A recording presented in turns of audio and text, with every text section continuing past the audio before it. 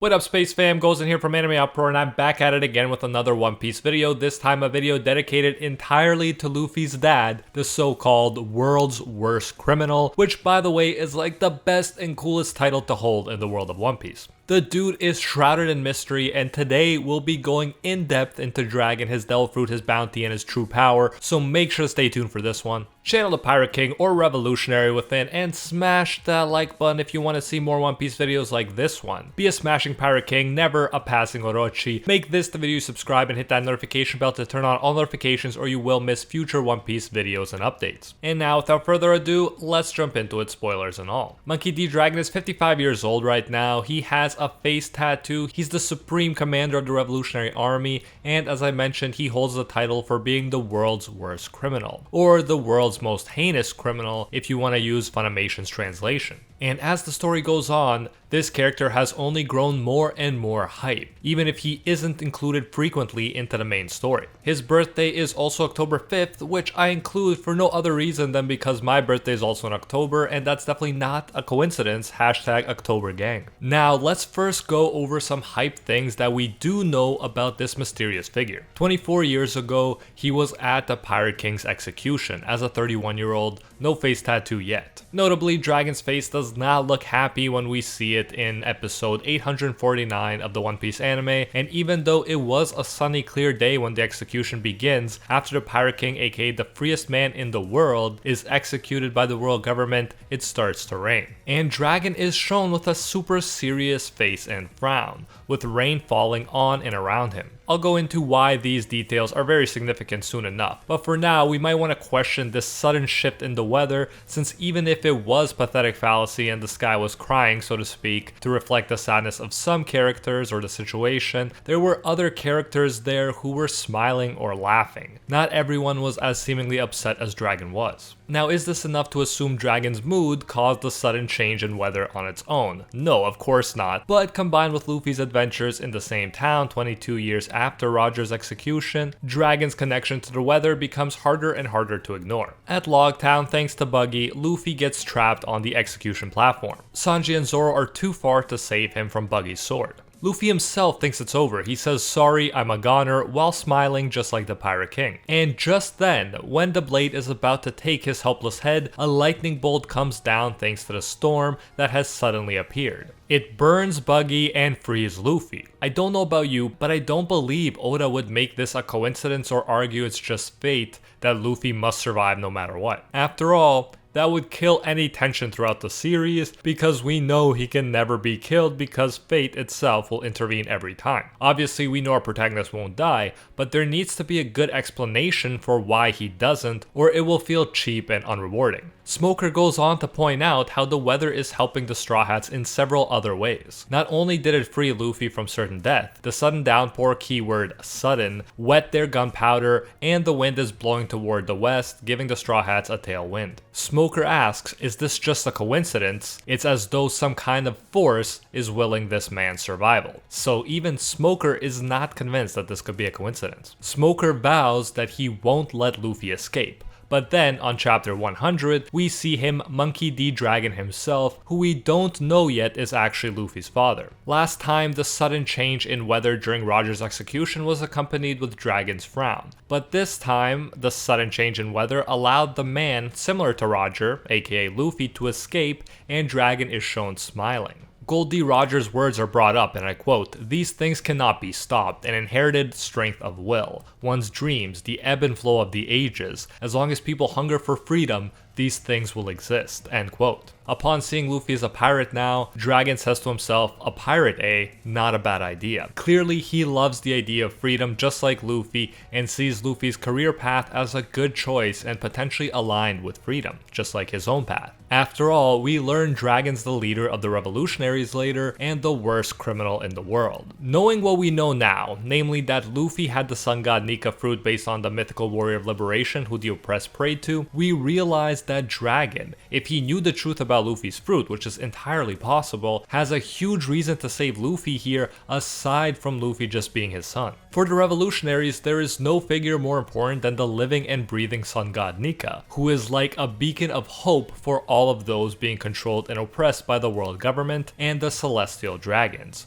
True, Luffy hadn't awakened it yet, but the possibility was there, and you know the leader of the revolutionaries wouldn't allow that possibility to be snuffed out if he could help it. Just as that awakened fruit is the world government's worst nightmare, it's also the greatest dream of the revolutionaries. As if Oda didn't give us enough clues that Dragon was helping Luffy here, Smoker captures Luffy, and so once again, Luffy is in need of saving. Smoker tells Luffy his luck has run out, but suddenly, Dragon appears to Smoker's shock. Smoker tells Dragon the government's after his head, a comment that seems ridiculously obvious in retrospect, and Dragon simply replies, "The world is waiting for our answer." Then a strong blast of wind frees Luffy from Smoker, allowing him to escape for the second unlikely time. Smoker even asks why is Dragon helping Luffy, clearly suggesting that Smoker knows the weather or at least the wind is a part of Dragon's power. Dragon responds, "What reason would I have to get in the way of another man's voyage?" His response goes with his ideology of freedom, but it also lets him avoid answering the obvious, that he didn't want his son and the future sun god to be extinguished. Despite the fact that Smoker knows Dragon must be way more wanted than Luffy, he chooses to keep going after Luffy, which is a testament to Dragon's power. Clearly, Smoker knows that trying to capture someone as powerful as Dragon is pointless for him and would be ultimately fruitless. Much later, during chapter 432, Garp tells Luffy that his father is Monkey D. Dragon, the leader of the revolutionaries, and that Dragon told Garp he saw Luffy off at Loguetown. Everyone's reaction to this information is telling. People fall over with tears in their eyes when Dragon is mentioned. There is what can only be described as pure horror in some of their faces. I'm talking sweat, bulging eyes, gaping jaws. A shocked Sanji calls Luffy an idiot for not knowing who Dragon is, and Nami calls Dragon a really dangerous man. Only Zoro maintains his usual stoic cool, and again, it just makes you love Zoro all the more. But this isn't about Zoro. Back to a sweating Robin who is explaining that pirates usually don't attack the government or navy on their own, but there is a force trying to directly challenge the world government. That's the Revolutionary Army. The man who is leading them is Dragon. By now, his ideology has spread to many nations of the world, causing them to rebel against the world government. Many nations have already collapsed. Naturally, the government is angry, and Dragon, the mastermind behind it all, is known as the world's worst criminal. The government is continually searching for him, but to no avail.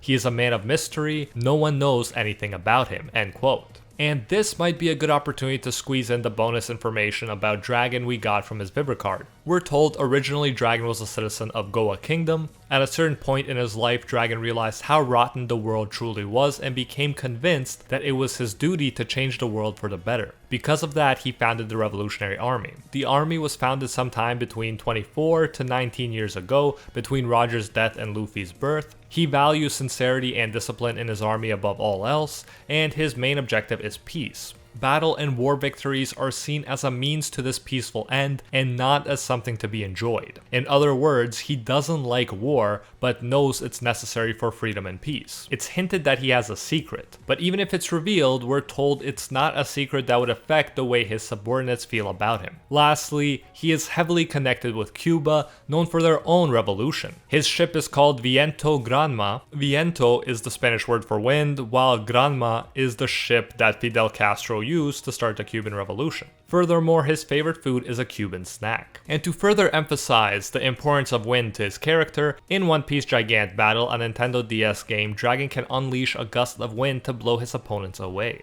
Not only is wind perfect for his character in the sense that he represents the winds of change, but clearly his powers allow him to utilize wind at the very least, and in my view, it's highly likely that he can use all kinds of weather-based powers to his advantage. I personally think that that lightning bolt that freed Luffy was Dragon's work, and its perfect timing and aim can't be explained through wind powers alone. Rather than being sure he has a weather fruit though, I'd like the idea personally of Dragon having a dragon fruit. It may be a little bit too on the nose, but in mythology, dragons controlled the weather, including rain. As mentioned, we saw rain both at Roger's execution and Luffy's attempted execution. It's said that Eastern dragons called Weather Lords can summon a storm when angered, which in my view sort of clicks with how it started raining when Dragon was upset during Roger's execution. As a man who loves freedom, he was upset to see the freest man being executed by the corrupted system he hates so much. Now, I'm not going to narrow it down to a specific dragon in myth, since Oda can just take what he wants from different ones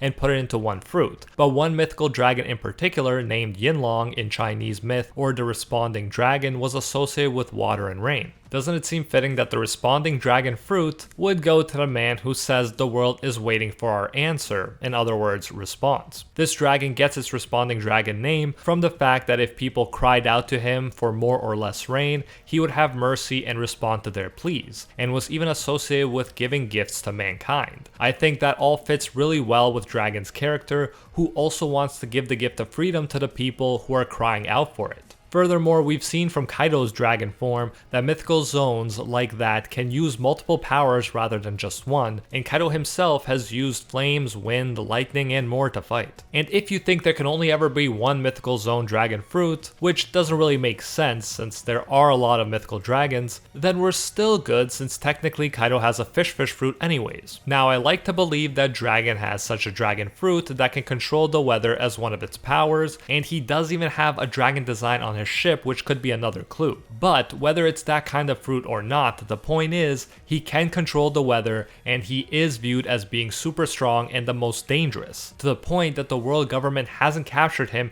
even if they're reportedly always trying to. We also find out that a dragon surrounded by wind saved Sabo from drowning, and then we saw the two of them surrounded by wind land on the revolutionary ship. To be specific, in the anime we see his right foot land and then his left as if he was just flying. And for me, after everything we've seen, I think it's pretty safe to assume that he can fly whether he's a dragon or not, and that would also partly explain why he's so hard to capture. He'd never be beached or stranded on one island. Plus, if anyone actually approaches him with a ship or ships on sea, he can totally use his weather control to ruin their boat or boats, making him practically untouchable. We saw how important weather can be in Chapter 0, where Roger pulled off a draw against Shiki despite being outnumbered and in a desperate situation, because half of Shiki's fleet sank and he had his unfortunate incident due to the raging weather. It's even possible that Roger had someone on his crew with the same power that Dragon now has, and used it to escape safely from a seemingly impossible situation. Ivankov has also nodded towards Dragon's strength when commenting that Luffy being Dragon's son explains his superhuman vitality. Since he's, as far as we know, Garp's son, and since he's related to Luffy, being his dad, it's easy to assume that Dragon is insanely strong.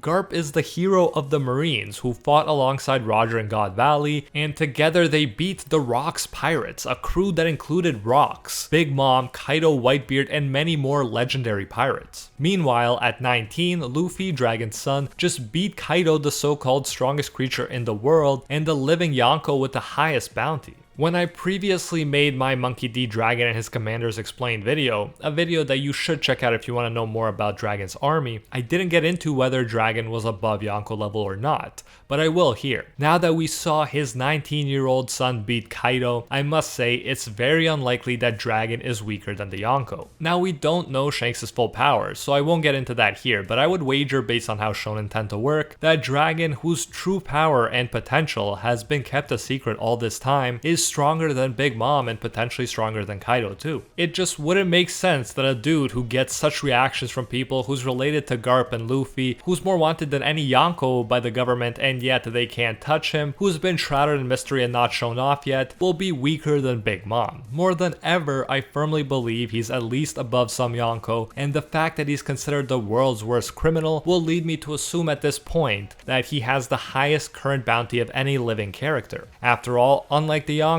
he's actively attacking the government, winning battles all over the place against them, and is undoubtedly their biggest threat. Furthermore, Oda has revealed all Yonko bounties, but chosen to keep dragons a mystery all this time, making it highly unlikely that it will be something low and disappointing. For the fun of it, I'll guess that Dragon's bounty is 5 billion, which would make him currently the most wanted known criminal in addition to the world's worst criminal. The thing that may hold him back from an even higher bounty is that the bounty of his commanders aren't that high, which by extension makes him seem like less of a threat than if he had multiple commanders with a billion plus bounties. But let me know your thoughts. Do you agree that Dragon is Yonko level or above and has an especially high bounty, or do you think I'm overestimating him? Based on my prior knowledge of how shonen work and on the Dragon info we've gotten so far, it would truly be shocking to me if Luffy's dad, Dragon himself, was weaker than someone like Big Mom. There's like 0% chance of that happening in my mind, but nothing is guaranteed at this point except that you should smash that like button if you enjoyed this video and want to see more like it. Be a smashing pirate king rather than a passing Orochi. Make this video, subscribe, and hit that notification bell to turn on all notifications so you don't miss new One Piece videos and updates. Leave a comment below on what you think Dragon's bounty will actually be, and if you are correct when the actual bounty comes out, I will try to shout you out in a future video or chapter review. And even though I said I think Dragon might have the highest living bounty currently, click the video on screen now to see why I think his son will surpass his father's bounty soon. In the video, I go over Luffy's post-Wano bounty and use past evidence to narrow down the exact number, so make sure not to miss that one, and I'll see you there.